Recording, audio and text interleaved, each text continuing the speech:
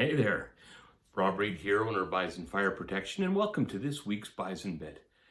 Now, I know I haven't been as regular lately with the Bison Bits as I'd like to be, but I've had a lot of different projects going on. They've been pretty exciting. And one of the things I want to talk about today is one of those projects. I want to talk about the importance of just shutting up and listening. Now, the most important thing there, of course, is exactly that, allowing your team to talk, not dominating the room. I'm going to share a little story with you. A number of months ago, the team had a big project. We wanted to get something done, and I needed every aspect of the group involved, which meant, obviously accounting, operations, HR, our different branches.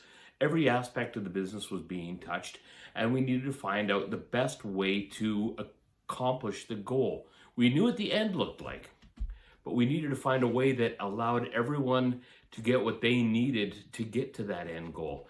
So it was really interesting because as I sat back and watched the team, they got so excited with each other, sometimes interrupting and saying, hey, I need this, or what about that? And someone else would have a concession and say, you're right, I hadn't thought of this.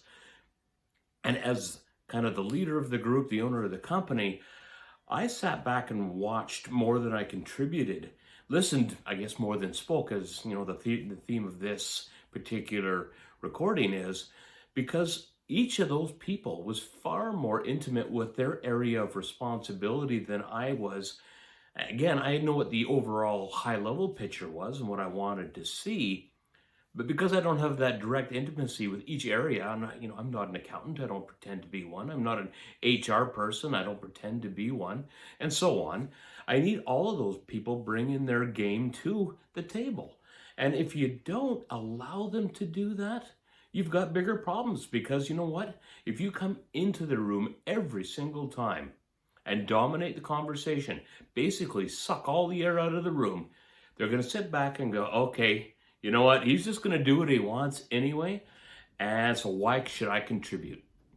That's the last thing you want from your team. You've hired these people to do a job. You want them to do it well. So don't be the guy that says, hey, I'm the smartest one here, because you're not. Bottom line is, and I've said this many, many times over the years, a collective intelligence is far stronger than any individual. And when you're using that collective intelligence, they will take you far further than you ever will go by yourself. Now, again, it's very important to remember that you need to be part of the discussion.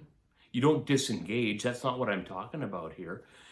But you can't dominate it, because they will walk away, or not necessarily walk away, but they will certainly stop contributing. And that is the death of a team.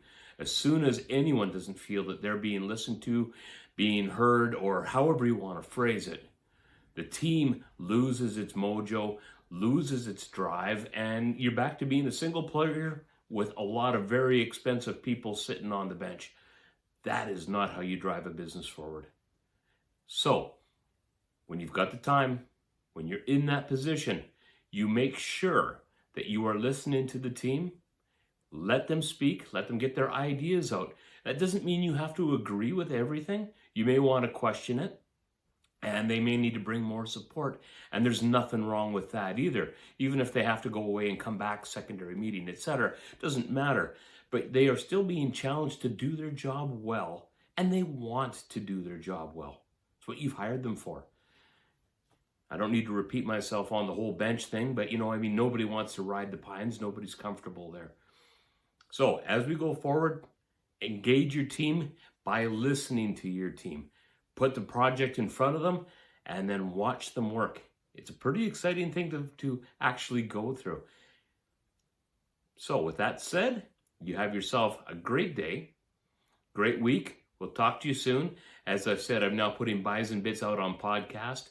And I always, always, always enjoy the feedback that I'm getting online, the comments, the direct messages, all the information that's coming back and forth, because it helps me learn and grow as well. And that's a big part of why I do this. I'm trying to grow and learn as a leader too. Have a great week. Talk soon.